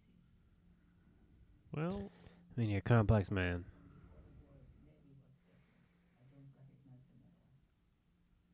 Trying to get him to talk about his past was pulling teeth. Stash never brought these old crack books or any of the other Polish materials that he did in documentaries. I mean, right off the bat, they said he was a bigot, Probably maybe and then they walked it back a little bit. And they're like, no, he And was then they full a on. Nazi supporter. And now it feels like they're trying to walk it back. haymaker. by the predators. I never heard an anti-Semitic word come out of his mouth, ever. In fact, it was honestly the opposite. Huh. At one time, Szukalski, as a token of admiration, created one of his small relief plaques of a menorah. He inscribed in it in Hebrew, "The nation of Israel is alive." His view got wider because he was living in the United States. And I mean, he made one little menorah, but he made a lot of Nazi shit too. Which is the centenary of freedom to commemorate martyrs that were defending their country. Every relief would be a hero of one of the three nations of the world. Stash told me many times that he didn't believe in boundaries. He thought if you were a citizen, you were a citizen of the world. We usually scold people whom we do not What? know. Once we know them, we like them. I'm still stuck on he thinks that Yetis are real. Man, there's so many things. He really doesn't make sense. No. I mean, they just taught the first like 3 sentences of the documentary are really all we need. They told us everything immediately. Yeah. He's a contradiction. He's a bigot. Yeah. He's a great sculptor. This is gonna be crazy. Around, and it evolves into a human. Possibility of renewal. What is Szukalski? Is Szukalski a few passages in a journal which nobody really read in the 1930s? Or is Szukalski the whole life of Szukalski? The California, the various friends, the reimagination of self?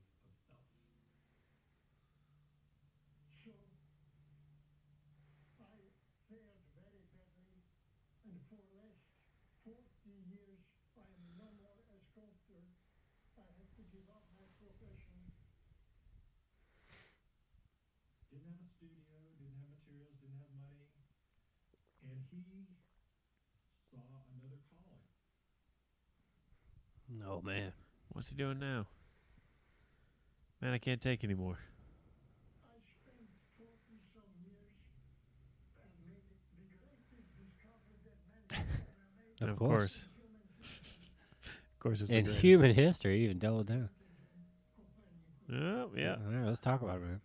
people in Egypt, in Mexico, in Greece, Japan, in Korea, in Something about the Eastern Island heads. in India, they came originally. What? Eastern Island Buddy, no. from the land that is perished. What?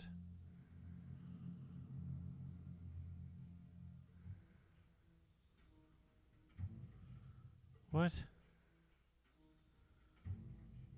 We're just gonna end on a crazy conspiracy theory? I mean, I definitely don't know what's going on. That Szukalski gave to his huge project of rewriting human history, anthropology and art history and zoology and astronomy. What Szukalski would do is pour through images and books of ancient cultural artifacts from around the world. they would find magazines by trash cans and would cut out pictures. Digging through the trash? Searching all the time for the first element that would be a common element for different cultures. See, this occurs here and here and here and here in China and over here. All these things are interconnected. They all represent the same thing to all these people. I wrote all these 54 volumes. Wow. He didn't buy folders. He actually plastered all his pages together and let it sit up, and then he put this binding over it and then drew pictures showing what was inside.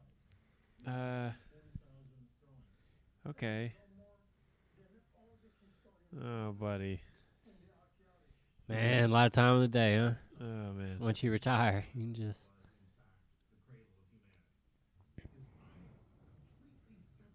I've heard this before. I didn't realize that it all came from him. I think he retreated to a place that is so remote that the world couldn't destroy his ideas. Yeah, man, he recreated it. I don't know if you noticed, but he takes normal things and goes, "What if I do the exact opposite and do it the Yeah. way I want to do it?" And then I tell everybody this is the way it actually is.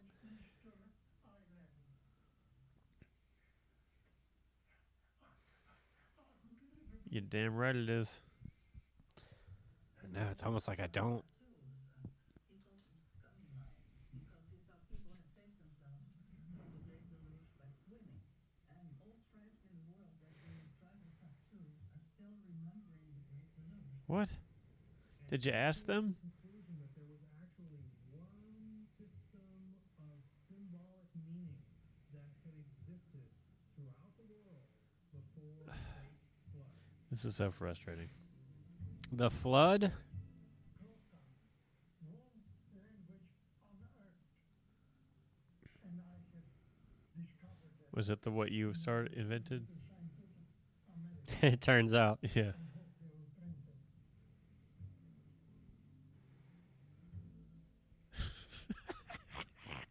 This hermetism thing was just flipped. I mean, he slipped off the edge. Yeah, he did. And would do like this, and it would cover the nose. Okay, I'll try to be short about it. It's really involved. Yetin City, Sons of the Yeti. Back on the Yeti thing. There's the Yeti again. Stash believed that in ancient times, apes or ape-like creatures, Bigfoot, things like that, I mean, good on you for remembering this, guys. beautiful human women.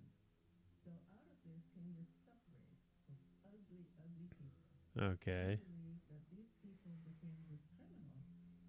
They are born to kill. See, you're still on your shit, man. Knock it off. They became communists. God damn it. He's measuring fucking skulls. History. This may not be true. It's not. City notions, Yes, they are. and right city notions usually share very good. No, they don't. You don't know. You never learned how to read or write. You idiot. Like we were looking at a circus act, like it was this, God. the monkey. But the more you got into it, you realize this guy's really serious. He's got serious things to say. What he wants to explain, it seems to me, is what happened to Europe in the 20th century. He saw the world in ashes in World War II. He saw the communists take over Poland, and he just wanted to bring people together. I think that's what he was doing with Zermatism. He was showing we all have a commonality. It's clear No, he was trying to say you can tell whether people are bad by the way they looked. Yeah. The Jews are instead one source of ancient traditions among other sources of ancient traditions. Jews have suffered much. Each misfortune taught them a lesson. Oh, I'm sure you like to think of it that way. In history, if people change for the better, it's building on something that's in their past. The continuity is that he's throwing away everything we actually know about history and trying to find his own deeper truth. But he's doing it on the scale of the whole world and not just Poland and the Slavs. In any event, it's clear that he does change after the war. And that's worth noting, because not everybody does. So they're trying to say he changed. Which, I mean, I guess we kind of saw that. Oh, boy. Was he 120 years old? Certain strange pagan associations in Poland that also profess a form of authoritarian right-wing state. Of course. There it is. That's the thing, man. He said everything in his life, so you could just find anything he said and be like, Yeah. follow this. So, yeah. I'm sure Nazis love this dude. I'm sure. Kind of frozen in time over there. And if you saw this footage of these Poles out there, Yeah, what would he say? he would hate it. Because Stash was No, he wasn't. When he was older, that's the whole thing. Apparently, it did actually change. There were some of those videos. He said some stuff that wasn't. I don't even think they know who Szukalski is. I mean, there might be one or two Show him people this. blog about it, but Yeah. they don't know the whole story. Yeah, but even if you show them this, they're just gonna take the parts they. Exactly. The tiki torch whites. Why do they always have torches? You're going to find the invitation to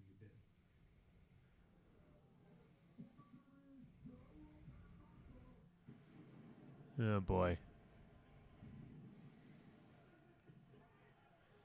Man, why do people do these things? Ah.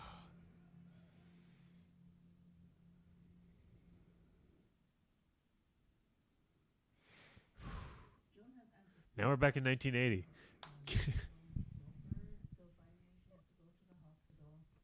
Oh man. Stosh would visit her every day, and he brought us home this paper one time. It was on the back of an envelope of her writing saying, "Stosh, they're not taking care of me." So he claims that on July 4th during the day, the staff was just partying it up. And they just left her alone there, and she died. And he thought it was the most tragic thing.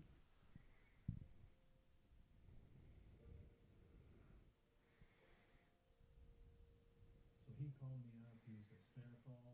We went over there. I remember just driving around with Stosh in the back crying. They were just on his car. Just surreal, just sad. Actually, he describes it beautifully in the portrait of Lopes.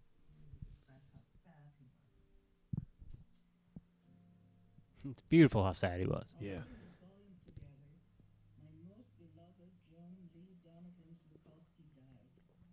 Once, in an outpouring of despair, I caught my reflection in the mirror and was struck by what had become of my face. In my youth, I was quite handsome. He's just yeesh. Youth had finally, irreversibly done its hateful duty in altering me into a face in the crowd.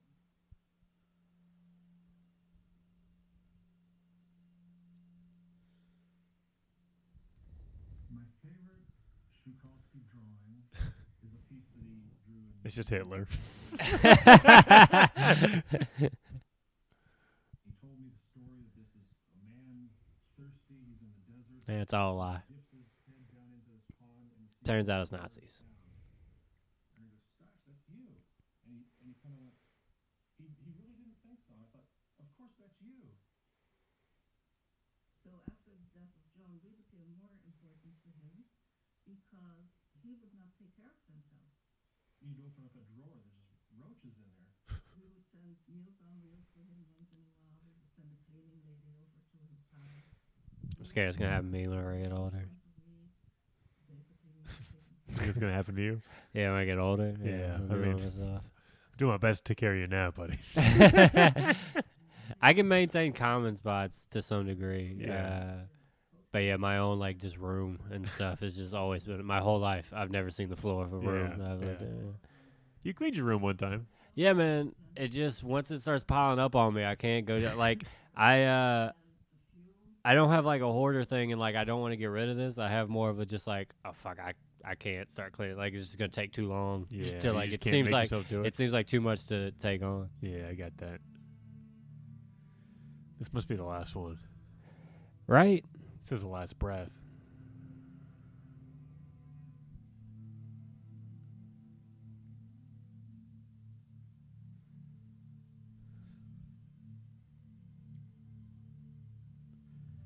Yeah, I have that issue with like a lot of times with like emailing people Mm. or like writing stuff, like especially with like on social media and stuff like that. Yeah. I know as soon as I get on my computer, like something's gonna happen. It's gonna take me way longer than I want it to. No, you definitely stress about that. You tell me. Yeah, man. You tell me every day about how you got to get to Every day. I got to get I tell to you writing everything I the got to do because I won't do it. Yeah. I got to tell you to make myself accountable, so I do it. And it's never this is what I'm gonna do. It's always oh fuck, man! I already fucking Yeah, it's too late, man. He's already too late It's already every too time he late. tells me. It's already too late. Can't do it now. It's 10 o'clock in the morning. It's already too late. It's already too late, man. You gotta send those emails out at like 8. Officers, doctors, lawyers, all very highly educated people. Their arms were bound behind them. They got a hammer to their head, and then they were shot in the back of the neck. That's the most horrible thing for them, of course, but also for the Polish civilization to lose all their best people. Oof. Szukalski was really, really proud of this one. I think it's the culmination of his life's work.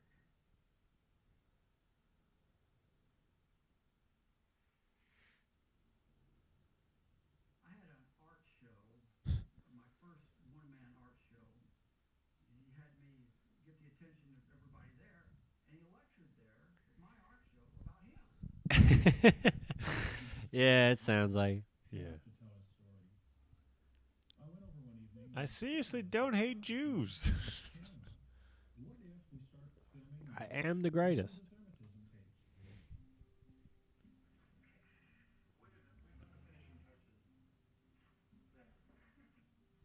You have to pretend as if you meet me in the desert and I've never heard of Croton before. Good. This is November the 7th, this is June 26th. Oh, man. He explained this whole world, the history. 2nd, 1958. 85. He was all for it. No problem with camera on him or anything. He or she is a scientific miracle. Shoot him a little bit and I'd plug it right into his TV and he'd look at himself and he'd go like, this is interesting. It's good. It's good stuff. Sometimes twice a week. That went on for, I'd say, at least 5 years. Wow. Jesus. All directions. Who's this right there? This side or on this side? I knew I wasn't making them for me. I knew somewhere somebody would find these tapes and they'd see what was on there and make something out of it. I knew that. I mean, yeah. You do have to cap it. This dude rewrote the world Yeah. over 40 years. You gotta make a movie about Somebody that. got documented. Totally made him human. I think it really increased his life by years, I think, because he looked forward to that. Gotta have something. 200 hours, wow. We're just sitting I feel like this documentary's been 200 Yeah, hours. it's been. That's what we're watching. What picture? What picture? Want to go to the movies or what picture? I give you the picture. I do kind of like. I really like the when they're talking about the artistic version of things, just him talking about art Yeah. and how it has to come from inside you or whatever. Thought that was interesting, but there's Nah. been so much other stuff. Yeah, the story is the man. Only a month later, maybe, I got a call. He's in the hospital. This time it's bad. Well, it turns out I'm 108 years old. Yeah. You know, he's paralyzed. And he's laying in bed and he sees us and he recognizes that he's half paralyzed. That sucks. And he can blink his eyes, but he can't talk. When he found out that he couldn't move anymore after his stroke, he knew he would never be able to work anymore, and work was his life. So he just stopped eating. Oh. He refused to eat. I mean, that seems like how he would go out. Yeah, stubbornly just not Yeah. eating. What's the point of living if I can't be the greatest? Yeah, if anyway, that is the most like true to him though. Like, Reached and grabbed me. And he grabbed me so hard. I said, damn, he's tiny and strong. I had to just, take his hand off. He died when he was 93. 93. I didn't like to see him go, but Glenn was very difficult. He lost a very, very close friend, and I thought it's almost to death as if he lost his father. No.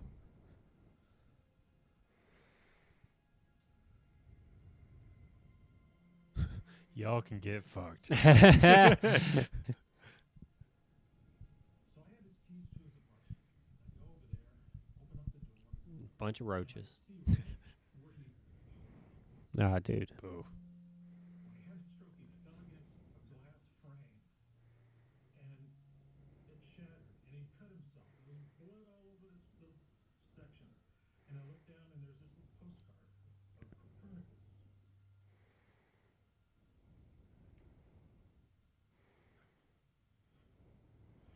So this is the image that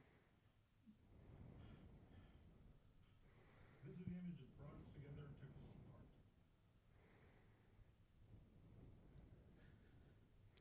It's pretty tough, man. Yeah.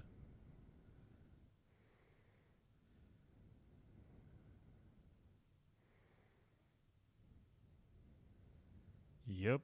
That's the thing about life. You die at the end of it. But damn, what a life. I feel like people's lives used to be so crazy. That's a crazy life. Yeah, man, he did a lot of things. I mean, I guess that's still true now. Our lives are probably crazy now, too. What am I talking about?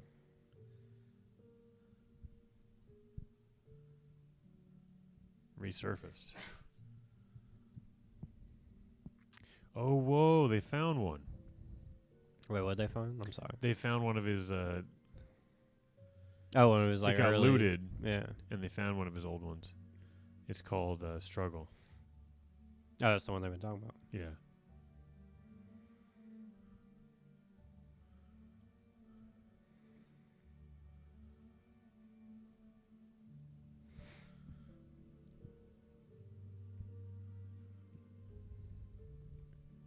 Year before I was born.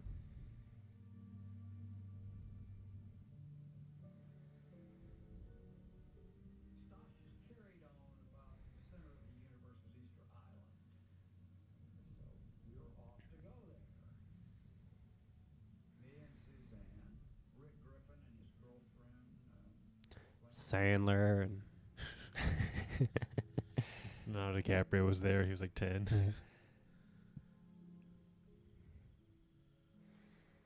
Beautiful day on Easter Island. Here with some friends, citizens here, to pay homage to Joan Donovan Szukalski and Stanislav Szukalski. They had the big thing of ashes. And it looked like a kilo full of cocaine. Let me think of a point of reference I can make. yeah, we see it, man.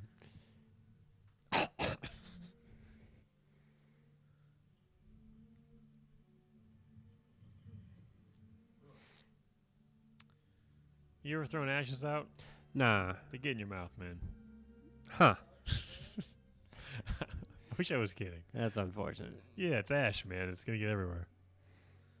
You gotta watch where the wind's blowing. Nah, I've never even known someone to be cremated.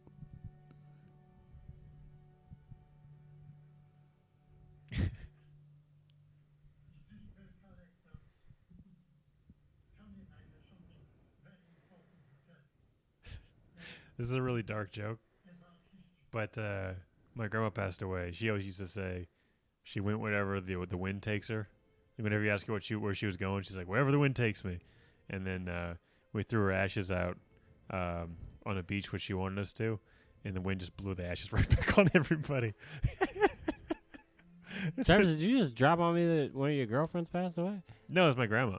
Oh, I thought, dude, I swear I thought you said my girlfriend died. And No, my was like- grandma. Oh, Did I okay. say girlfriend? I thought you said girlfriend. No. I might have just heard it weird. Grandmother. Yeah, I was like, Jesus, dude, that has never once ever fucking came up. Wait, Yeah, I would've- say at the end of the goddamn. I would have, yeah. I was going to Yeah. close this episode Yeah. with that.